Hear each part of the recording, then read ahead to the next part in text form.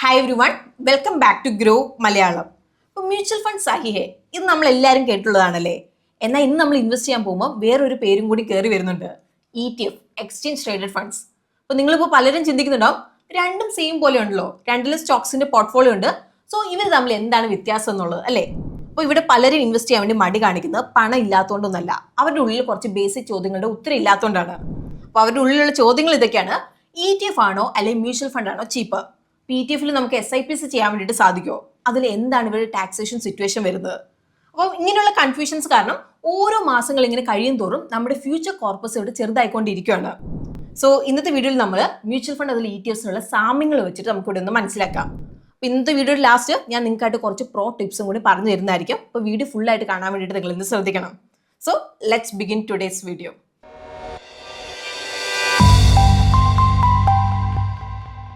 Mutual fund അതിൽ ETFs മനസ്സിലാക്കാനായിട്ട് നമുക്കൊരു സിമ്പിൾ അനാലജി നമുക്ക് ഇവിടെ എടുക്കാം. സപ്പോസ് നിങ്ങൾക്ക് ഇപ്പോൾ ഇവിടെ വിശക്കുവാണ്, അങ്ങനെയെങ്കിൽ മ്യൂച്വൽ ഫണ്ട് നല്ലൊരു ഡൈനിങ് റെസ്റ്റോറൻറ്റ് പോലെയാണ്. അപ്പോൾ നിങ്ങളിവിടെ റെസ്റ്റോറൻറ്റിൽ പോകുവാണ്, ടേബിളിൽ നിങ്ങൾ ഇരിക്കുന്നു, ഒരു എക്സ്പേർട്ട് ആയിട്ടുള്ള ഷെഫ് നിങ്ങൾക്കായിട്ടുള്ള മെനു ഇവിടെ തീരുമാനിക്കുകയാണ്. അപ്പോൾ ഇവിടെ ഒരു എക്സ്പേർട്ട് ഷെഫാണ് ഫണ്ട് മാനേജർ. അപ്പോൾ നിങ്ങളിവിടെ ജസ്റ്റ് ഓർഡർ പ്ലേസ് ചെയ്യുകയാണ്, ബാക്കി കാര്യങ്ങൾ ഇവിടെ ഷെഫ് നോക്കിക്കോളും. എന്നാൽ ഇവിടെ ഈ ഒരു സർവീസിന് റിട്ടേൺ ആയിട്ട് റെസ്റ്റോറൻറ്റ് കുറച്ച് വലിയ സർവീസ് ചാർജ് ആയിരിക്കും ഇവിടെ ചാർജ് ചെയ്യുന്നത്. അപ്പോൾ ഈ ഒരു സർവീസ് ചാർജ് എന്നത് എക്സ്പെൻസ് റേഷ്യോ ആണ്. ഇനിയിപ്പം നമ്മൾ ETF വരുമ്പോൾ ETF എന്ന് പറഞ്ഞ ഒരു ലൈവ് സ്ട്രീറ്റ് ഫുഡ് സ്റ്റോൾ പോലെയാണ്. അപ്പോൾ ഇവിടെ എന്താണ് കുക്ക് ചെയ്യുന്നത് നമുക്ക് ഇവിടെ കണ്ണുകൊണ്ട് കാണാൻ വേണ്ടിയിട്ട് സാധിക്കും. അപ്പോൾ ഇവിടെ ഡിമാൻഡ് അനുസരിച്ച് പ്രൈസ് മാറിക്കൊണ്ടിരിക്കും, അതിൽ എക്സ്ചേഞ്ചിൽ നിങ്ങൾ പോയി ഡീൽ ചെയ്യണം. അപ്പോൾ ഇവിടുത്തെ സർവീസ് കോസ്റ്റ് വളരെ ചെറുതാണ്, എന്നാൽ നമ്മുടെ സൈഡിൽ നിന്നുള്ള എഫേർട്ട് ഇവിടെ കൂടുതലാണ്.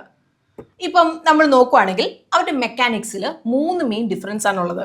ആദ്യത്തെ ട്രേഡിംഗ് ആൻഡ് പ്രൈസിംഗ് ആണ്. ഇപ്പോൾ മ്യൂച്വൽ ഫണ്ടിൽ ഈ ഒരു സ്കീം റൺ ചെയ്യുന്ന AMC, അതായത് അസറ്റ് മാനേജ്മെന്റ് കമ്പനി, ദിവസത്തിൽ ഒരു തവണ മാത്രമാണ് NAV, അതായത് നെറ്റ് അസറ്റ് വാല്യൂ ഇവിടെ കാൽക്കുലേറ്റ് ചെയ്യുന്നുള്ളൂ, അതും മാർക്കറ്റ് ക്ലോസ് ആയതിനു ശേഷം.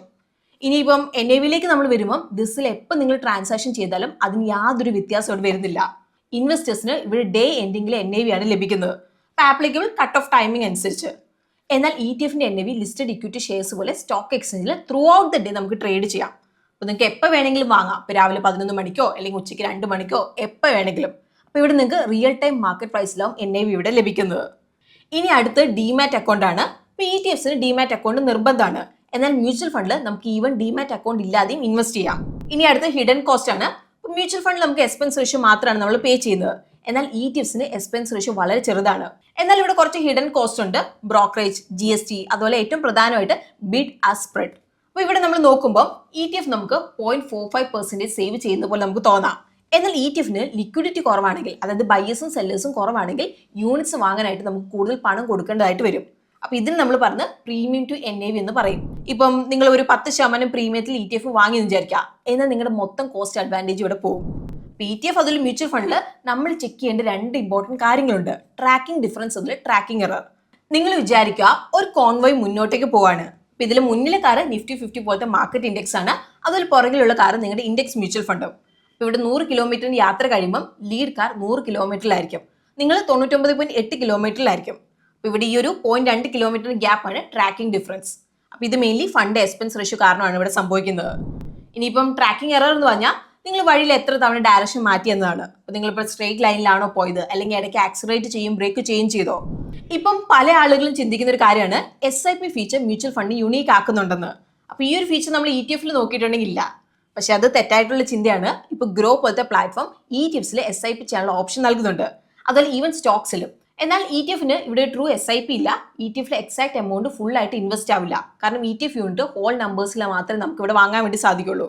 ഇപ്പം നമ്മളൊരു എക്സാമ്പിൾ പറയുകയാണെങ്കിൽ SIP എമൗണ്ട് 1000 രൂപയാണ്, ETF പ്രൈസ് 250 ആണെങ്കിൽ നമുക്ക് 1000 രൂപ വെച്ച് 4 യൂണിറ്റ്സ് വാങ്ങാം. പക്ഷെ ഇപ്പം ETF 260 ആണെങ്കിൽ 1000 രൂപ വെച്ച് നമുക്ക് 3 യൂണിറ്റ്സ് വാങ്ങാൻ വേണ്ടി സാധിക്കുള്ളൂ 780 രൂപയ്ക്ക്. ബാക്കി 220 രൂപ നമുക്ക് ഇൻവെസ്റ്റ് ചെയ്യാൻ വേണ്ടിയിട്ട് സാധിക്കില്ല, അക്കൗണ്ടിൽ അത് കിടക്കും. ഇനി നമ്മൾ ETFs അതിൽ മ്യൂച്വൽ ഫണ്ട് ടാക്സേഷനെ പറ്റി നമ്മൾ പറയുകയാണെങ്കിൽ, ടാക്സിന്റെ ടേംസിൽ ഇക്വിറ്റി മ്യൂച്വൽ ഫണ്ട് അതിൽ ഇക്വിറ്റി ETFs ഒരുപോലെ തന്നെയാണ് ഇവിടെ ട്രീറ്റ് ചെയ്യുന്നത്. ഇപ്പം ഹോൾഡിംഗ് പീരീഡ് 12 മാസം താഴെയാണെങ്കിൽ short term capital gain tax ഇവിടെ അപ്ലൈ ആവും, ഫ്ലാറ്റ് 20% റേറ്റിൽ. ഇനിയിപ്പോൾ വേറൊരു സൈഡിൽ ഇപ്പോൾ ഹോൾഡിംഗ് പീരീഡ് 12 മാസത്തിൽ കൂടുതലാണെങ്കിൽ long term capital gain tax ഇവിടെ അപ്ലൈ ആവും. അപ്പോൾ പെർ ഇയർ 1,25,000 വരെയുള്ള ക്യാപിറ്റൽ ഗെയിൻ ടാക്സ് ഫ്രീ ആണ്. അപ്പോൾ അതിന് മേലെയുള്ള ഗെയിൻ എല്ലാം 12.5% ഇവിടെ ടാക്സ് ചെയ്യുന്നത്. ഇവിടെ നമ്മുടെ മനസ്സിൽ വെക്കേണ്ട ഒരു പ്രധാനപ്പെട്ട ഒരു കാര്യം, ഗോൾഡ് ആൻഡ് സിൽവർ ETFസിൽ 12 മാസത്തിന് ശേഷം long term capital gain tax benefit available ആണ്. എന്നാൽ നമ്മൾ ഫിസിക്കൽ ഗോൾഡ് അല്ലെങ്കിൽ ഗോൾഡ് ആൻഡ് സിൽവർ മ്യൂച്വൽ ഫണ്ട്സിൽ ഇത് 24 മാസമാണ്. സോ ഗോൾഡ് അതിൽ സിൽവർ ഇൻവെസ്റ്റ്മെന്റ്സിൽ ETFs ആണ് കുറച്ചും കൂടി ടാക്സ് എഫിഷ്യന്റ്. സോ ഇതിൽ ഏതാവും നിങ്ങൾ ചൂസ് ചെയ്യുന്നത്? അപ്പൊ ഇതിനായിട്ട് നമുക്ക് കുറച്ച് പ്രോ ടിപ്സ് നമുക്ക് നോക്കാം. അപ്പൊ ആദ്യത്തെ ടിപ്പ് SIP റൂൾ. ഇപ്പൊ നിങ്ങൾ ഡിസിപ്ലിൻഡ് ആയി ഇൻവെസ്റ്റ് ചെയ്യുന്ന ഒരു ഇൻവെസ്റ്റർ ആണെങ്കിൽ, അതായത് മാസം ഒരു 5000 അല്ലെങ്കിൽ 10000 വെച്ച് SIPയിലേക്ക് ഇൻവെസ്റ്റ് ചെയ്യാൻ വലിയ ബുദ്ധിമുട്ടില്ലാത്ത ആളാണെങ്കിൽ ഇൻഡെക്സ് മ്യൂച്വൽ ഫണ്ട്സ് ആയിരിക്കും ബെറ്റർ. അപ്പൊ ഇവിടെ നിങ്ങൾ ജസ്റ്റ് ട്രാക്കിംഗ് എറർ ട്രാക്ക് ചെയ്യണം. ട്രാക്കിംഗ് എറർ കുറവാണെങ്കിൽ അതായിരിക്കും ബെറ്റർ. ഇനി രണ്ടാമത്തെ ടിപ്പ് ലെംസം റൂൾ. നിങ്ങളിപ്പോൾ ഒരു 5 മുതൽ 10 ലക്ഷത്തിന് ഒരു ലെംസം എമൗണ്ട് നിങ്ങളുടെ കയ്യിലുണ്ട്. നിങ്ങൾക്ക് എക്സാക്ട് പ്രൈസിൽ കയറാനായിട്ട് മാർക്കറ്റ് ഡിപ്പ് നിങ്ങൾ വെയിറ്റ് ചെയ്യുകയാണെങ്കിൽ ETF നിങ്ങളുടെ ഫ്രണ്ട് ആയിരിക്കും ഇവിടെ. അപ്പോൾ നിങ്ങൾക്ക് ഇവിടെ ലിമിറ്റ് ഓർഡർ നിങ്ങൾക്ക് പ്ലേസ് ചെയ്തിട്ട് നിങ്ങൾക്ക് താല്പര്യപ്പെടുന്ന പ്രൈസിൽ നിങ്ങൾക്ക് ഇവിടെ എൻറ്റർ ചെയ്യാം. ഇനി മൂന്നാമത്തെ ടിപ്പ് കോർ സാറ്റലൈറ്റ് സ്ട്രാറ്റജിയാണ്. അപ്പോൾ നിങ്ങളിവിടെ നിങ്ങളുടെ പോർട്ട്ഫോളിയോയുടെ ഒരു 70 മുതൽ 80% കോർ മ്യൂച്വൽ ഫണ്ടിൽ നിങ്ങൾക്ക് വാങ്ങാം സ്റ്റെബിലിറ്റിക്കായിട്ട്. അതുപോലെ 20 മുതൽ 30% സാറ്റലൈറ്റ് ETFിലേക്ക് നിങ്ങൾക്ക് വെക്കാം, like gold ETF, IT sector ETFിലേക്കൊക്കെ. നിങ്ങളിവിടെ മനസ്സിലാക്കുക, ഇൻവെസ്റ്റിംഗ് ആണ് ഇമ്പോർട്ടൻറ്റ്, ഫോർമാറ്റ് അത്ര ഇമ്പോർട്ടൻ്റ് അല്ല. അപ്പോൾ 0.05% ഡിഫറൻസ് നിങ്ങൾ ഓവർ തിങ്ക് ചെയ്യരുത്. ഇപ്പോൾ ഫണ്ട് നല്ലതാണ്, അതിൽ നമുക്ക് സോളിഡ് റിട്ടേൺസ് കിട്ടുമെങ്കിൽ പെർഫെക്റ്റ് ആവാൻ വേണ്ടി നോക്കുന്നതിനേക്കാളും കൺസിസ്റ്റൻസി മെയിൻറ്റെയിൻ ചെയ്യുന്നതാണ് ഇവിടെ നല്ലത്. സോ ഇന്നത്തെ വീഡിയോ നിങ്ങൾക്ക് യൂസ്ഫുൾ ആയിട്ടുണ്ടാവുന്നതാണ് നമ്മൾ പ്രതീക്ഷിക്കുന്നത്. അപ്പോൾ അങ്ങനെയെങ്കിൽ വീഡിയോ ലൈക്ക് ചെയ്യാൻ വേണ്ടിയിട്ട് നിങ്ങൾ ശ്രദ്ധിക്കണം.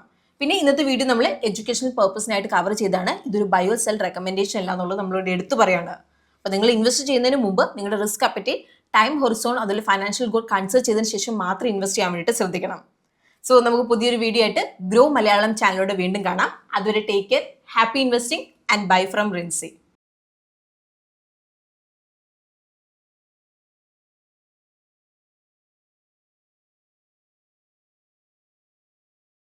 Investment in securities market are subject to market risks. Read all the related documents carefully before investing. Please read the risk disclosure documents carefully before investing in equity shares, derivatives, mutual fund, and or other instruments traded on the stock exchanges.